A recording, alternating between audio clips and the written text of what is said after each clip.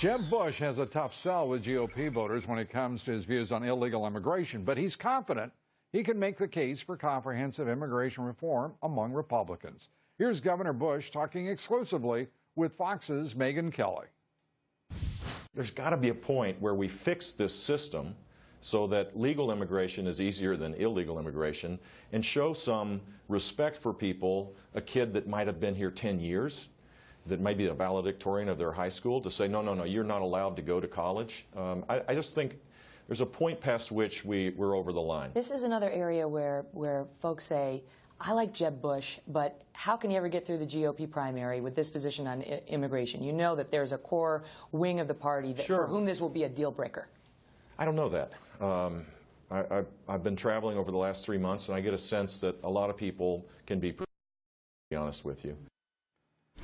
And tune in to the Kelly File tonight at 9 o'clock Eastern for Megyn's exclusive interview with Governor Bush.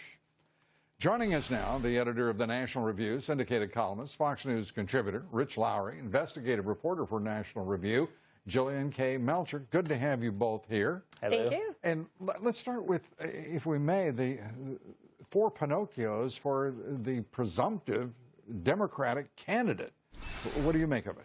Well, she was making this comparison that sounds bogus on the face of it, that illegal immigrants pay more than certain big corporations. And then when the Washington Post looked into it, it made less and less sense the more they analyzed it. And people like to talk about taxes illegal immigrants pay, and they do pay some property taxes, some withholding, sales taxes certainly. But the same people who talk about this never talk about the costs. They never talk about the health care. They never talk about the education if they have kids, or the means-tested welfare programs if they have kids. It's sort of the way of the debate that's been there for 10 years. One side doesn't want to talk about the positives. The other only wants to talk about the negatives. And by the time you get through with this thing, you wonder, what in the world? Is there anyone who's sincere in talking about what is best for the country, simply, straightforwardly? And here's 4 Pinocchios from the Washington Post with what is on its face an outrageous claim.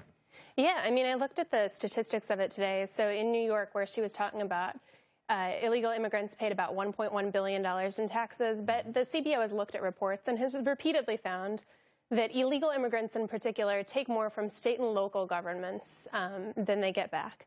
Now, if you expand Not to be unexpected.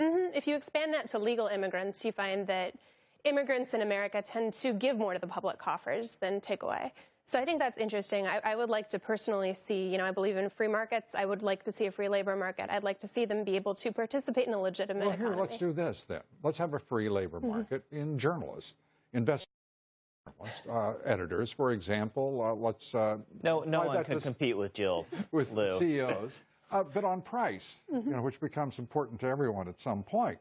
What I have found in my career in covering this subject is everyone thinks it's wonderful to have a free market in labor until it's your job on the line being outsourced, given over to an illegal immigrant, or simply offshored.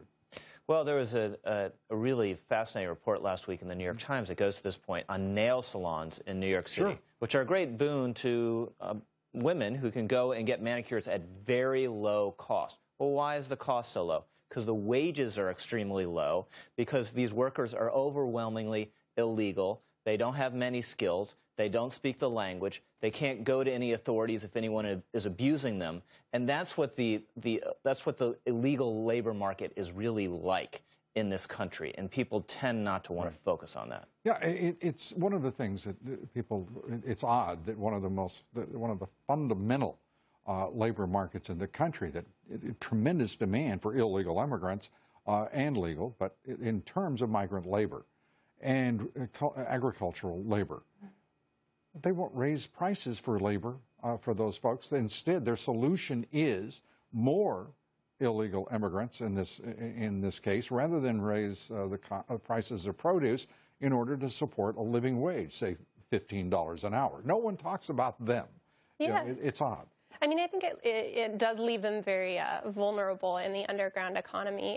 With legalizing them, I think what Republicans have not done and Democrats have not done a good job of doing is coupling this with welfare reform. I think if we're talking about it in the context of how much they put in and how much they take out, that's what I'd like to see the debate move toward. Well, that's one of the elements. But when they talk about comprehensive immigration reform, what they're talking about is narrow, focused, targeted legislation. It is for amnesty, it is for open borders, and it doesn't address issues of demand or price for labor.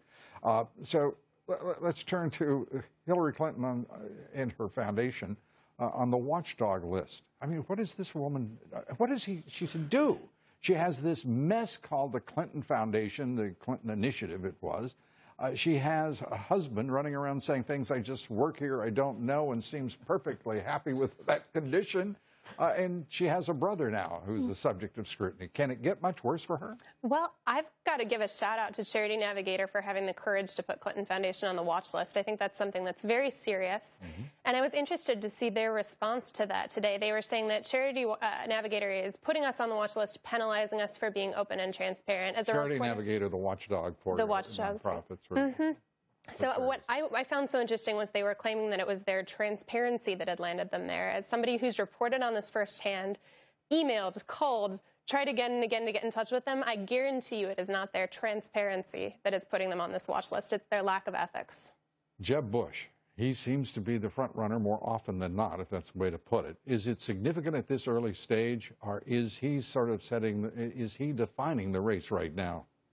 Well, it's a weird situation because he's in that slot in the Republican field where usually over time you win. And he seems to be, if he's going to win, it's going to be on the Mitt Romney plan, where you kind of bump along in the national polls, 20% or so. Some people are higher than you, some people are lower than you, and then you just grind it out over time. Gee, that sounds exhilarating, Rich. Isn't it getting you Isn't it getting you going, Lou?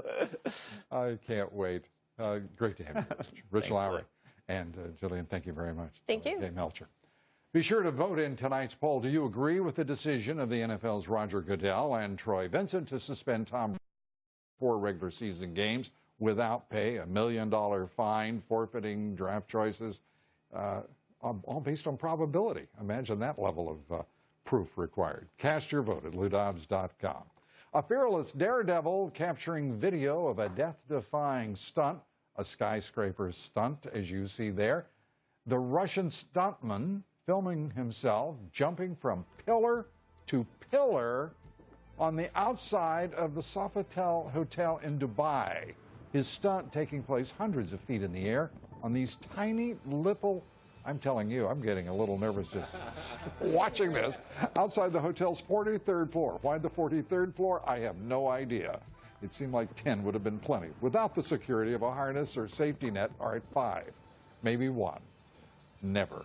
Up next, President Obama in a war with the left wing. Imagine that, blasting Senator Elizabeth Warren. Is he right? Is he wrong? Senator James Lankford joins us here tonight, and you'll see what happens when a commercial airliner loses its landing gear and lands nonetheless.